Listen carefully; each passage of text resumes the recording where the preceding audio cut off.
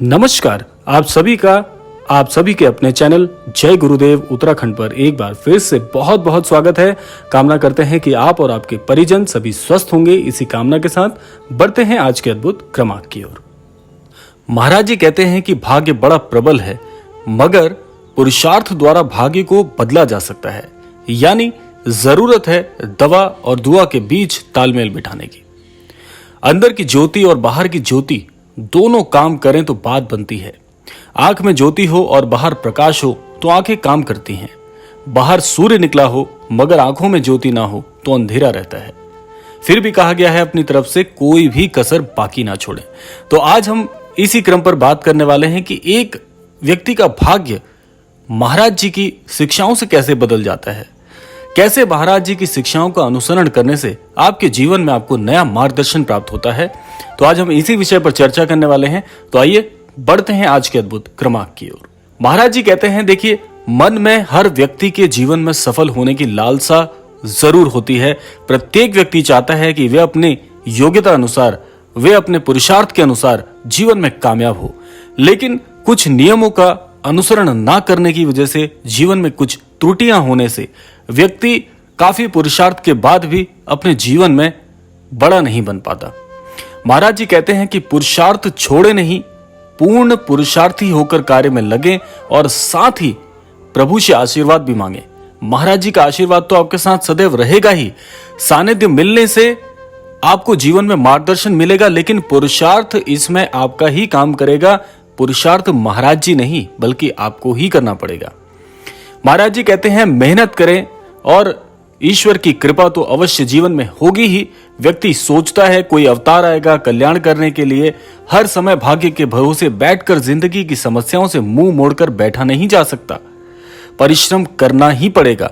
महाराज जी से भी कई बार लोगों ने जानने का प्रयास किया कि महाराज जी मेरे जीवन में चमत्कार कब होगा। तो महाराज जी कहते हैं कि हमारे पास चमत्कार की कोई शक्ति नहीं है। जो भी कहना चाहते हो श्री हनुमान जी से कहो।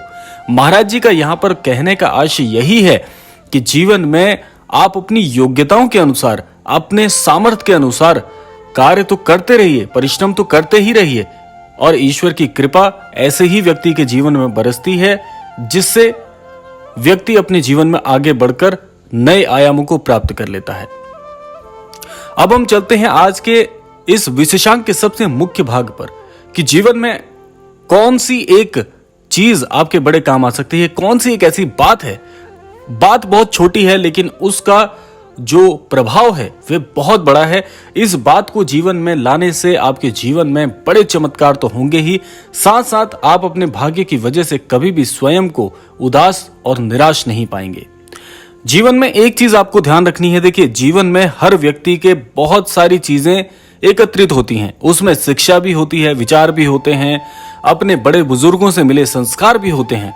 लेकिन जो व्यक्ति उन चीजों का सही वक्त पर, सही समय पर इस्तेमाल नहीं करता, ऐसा व्यक्ति भी जीवन में पीछे रह जाता है।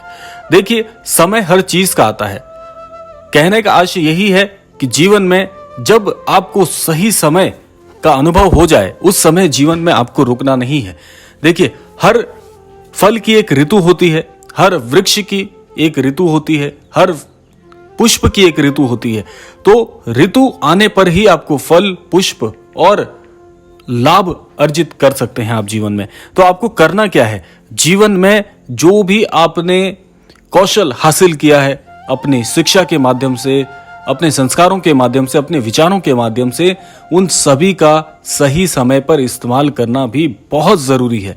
जैसे बहुत से लोग क्या करते हैं कि किसी कार्य के प्रति बहुत उतावले हो जाते हैं, उसी प्रकार से कई लोग काफी उदासीन व्यवहार वाले भी होते हैं। तो जीवन में दोनों चीजें खतरनाक होती हैं। आपको क्या करना है, आपको करना यही है कि महाराज जी से मार्गदर्शन तो अवश्य मांगना ही मांगना है। साथ साथ में आप, जो मैं हर प्रार्थना में कहता हूं कि सद्बुद्धि और सन्मति, सबसे पहले आप महाराज जी से यही अपनी अर्जी लगाएं कि महाराज जी मुझे सन्मति और सद्बुद्धि अवश्य प्रदान करें। अब ये सन्मति और सद्बुद्धि है क्या? देखिए, सन्मति का आशय यह है कि सही समय पर सही कार्य कौशल को लागू करने की जो बुद्धि होती है उसे आप सन्मति कह सकते हैं। सद्बुद्धि का आशय यह है कि गलत मार्गों से हटकर सन्मार्गों की ओर चलना सद्बुद्धि है।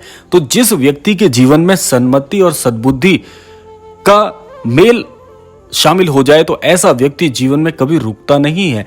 ऐसा व्यक्ति जीवन में असफलता का मुख देख ही नहीं पाता है। और निश्चित तौर पर मैं आपको इस बात के लिए भी सुनिश्चित करा दूं कि जीवन में ऐसे व्यक्ति को कभी भी असफलता का जो साक्षात्कार है वो कभी नहीं होता, क्योंकि जो व्यक्ति सन्मति, सन्मार्ग, सद्बुद्धि के साथ आगे बढ़ रहा है ऐसा व्यक्ति कभी भी गलत प्रभावों, नकारात्मक व्यक्तियों, नकारात्मक परिस्थितियों के अधीन हो ही नहीं पाता, क्योंकि ऐसा माहौल ऐसे व्यक्ति के लिए होता ही नहीं है। जीवन में सबसे बड़ी चीज मैं आपको बता दूं कि यही होती है, आज के समय में हर व्यक्ति आपको अध्ययनरत मिलेगा ही मिलेगा, लेकिन अध्ययनरत होने पर भी कितने प्रतिशत लोग जीवन में सही बातों को, सही विचारों को और सन्मार्ग की ओर अपने जीवन का अनुसरण कर रहे हैं? शायद ऐसे कुछ ही प्रतिशत लोग होंगे। तो आप एक बात जरूर सोच रहे होंगे कि जीवन में जब सब लोग सब कुछ जानते हैं तो ऐसे लोगों की संख्या या ऐसे लोगों का प्रतिशत कम क्यों है जो सन्मार्ग की ओर चल रहे हैं? क्योंकि उनको ईश्वर से सद्बुद्धि प्राप्त नहीं हो पाती है। इसीलिए मैं हर क्रमांक में यही बात बोलता हूं कि सभी को महाराज जी सन्मति और सद्बुद्धि प्रदान करें। तो जो छोटी सी बात है वो यही है इस क्रमांक की कि जीवन में सदैव ईश्वर से यदि आप कुछ मांगना ही चाहते हैं या महाराज जी से आप कोई आशा या अपेक्षा रखते हैं तो केवल और केवल ये दो चीजें मांगिए। ये छोटी सी बात, ये दोनों छोटे से जो मैंने आपको विवरण बताए हैं, वैसे तो ये नाम मात्र में छोटे हैं, लेकिन इनके जो प्रभाव हैं वे इतने बड़े हैं कि व्यक्ति का पूरा चरित्र, व्यक्ति का पूरा जीवन और निश्चित तौर पर आपको ये कहना चाहूंगा कि व्यक्ति का पूरा भाग्य बदलने में ये पूर्ण रूप से सामर्थ्यवान है। इसीलिए महाराज जी से जब भी आप विनती करें तो अपनी विनती में इन शब्दों को शामिल करें। बड़े चमत्कारिक शब्द हैं ये और इनके प्रभाव बड़े चमत्कारी हैं। यदि इनका जीवन में सही प्रकार से अगर आप उपयोग कर पाएं, इनको जीवन में ढाल पाएं, तो आप अपने जीवन को कुछ ही क्षणों में बदल सकते हैं।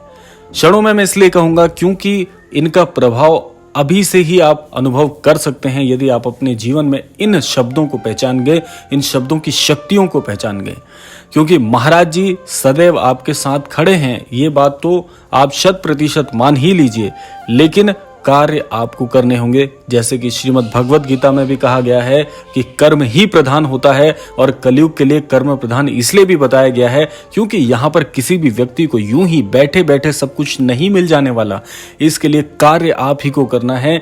और ईश्वर भी, आपने सुना होगा, ईश्वर भी, ये सृष्टि भी और परमेश्वर भी ऐसे व्यक्ति का साथ देते हैं जो अपना साथ स्वयं देता है।